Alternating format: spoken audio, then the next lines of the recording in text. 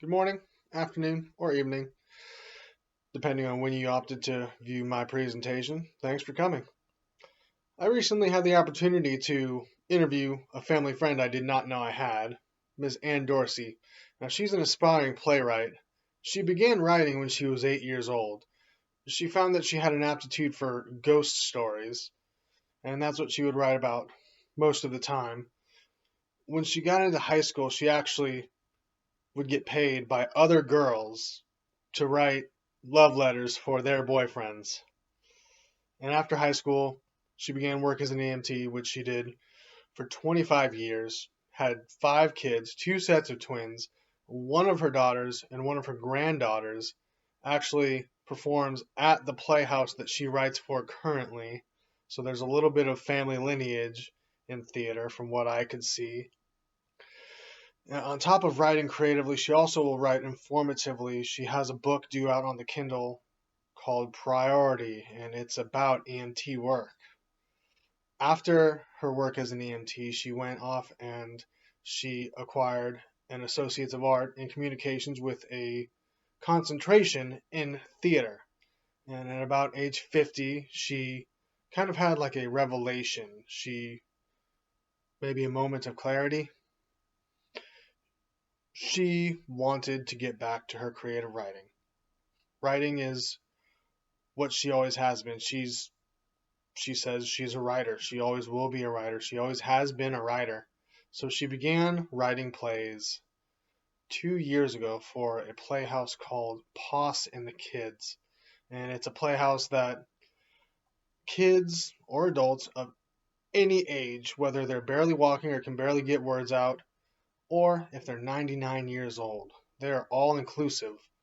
And one particular production that she wrote that they performed in this playhouse was Under the Juneberry Tree, written and directed by her, set in the summer of 1974. Now, she is a writer, and she has said that is all that she is, aside from perhaps a director at some times, but she is not an actor. Said by her, not me. She says she is not an actor. She wants no part in being in her own creation because it's just not her. She's the mind behind the production. She's not the actor, though. And if she is in her own production, she is strictly a non speaking role that appears for a very brief amount of time. And she likes to have some influence, given permission by the director, to speak with the actors of her production to really give her vision.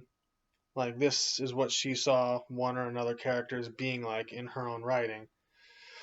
She doesn't want to be a naggy writer, though. She understands that the director has a fair amount of control there, and she doesn't want to take it away from him or want to tell actors this is what you must or must not do when acting out my character. She is not that writer. She tries her best not to be that writer. She feels it's important to know your role as the writer.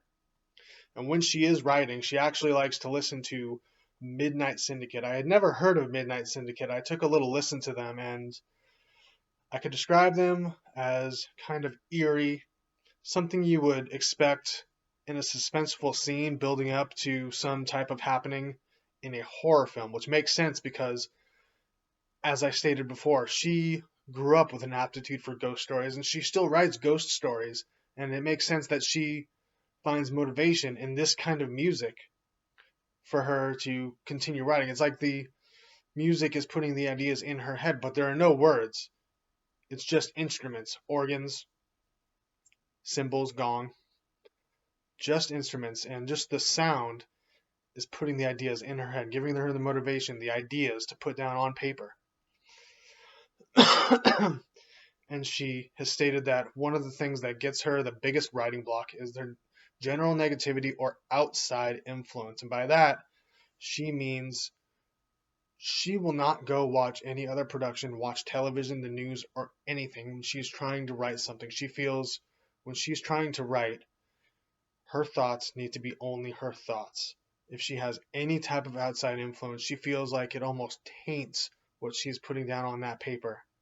And she wants her writings to be solely her. and she has told me that it's always been ghost stories. For whatever reason, that is what she writes about. That's what she's good writing about. And ghost in her stories is a very complex term. It doesn't necessarily have to be like Casper the Friendly Ghost.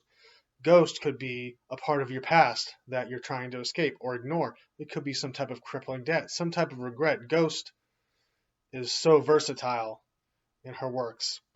And she says, writing will always be her. She finds it as a lifeline. When people retire, sometimes they play golf, sometimes they take up baking, sometimes they get a secondary job or they open up a daycare. She writes.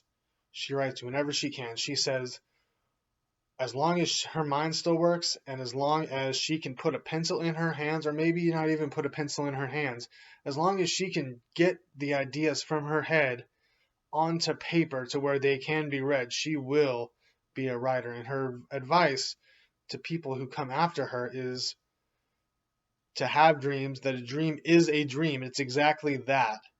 It's a dream. And you throw all of your passion into that dream. That's what she's done.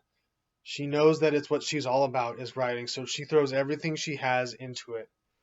And she says, get into a local playhouse. If you have an interest in theater, whether an actor, director, costume designer, writer, get into a local playhouse. Her local playhouse is amazing.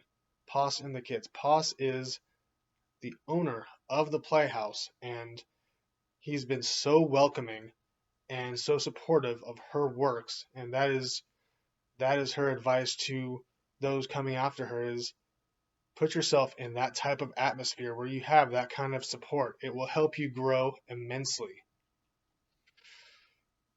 Like I said, her name is Ann Dorsey. Look out for her book on the Kindle. It's called Priority, about EMT work. She works on the East Coast. If you ever get to the East Coast in Massachusetts, go ahead and give her a look up, and I'm sure you'll be very impressed. Thank you.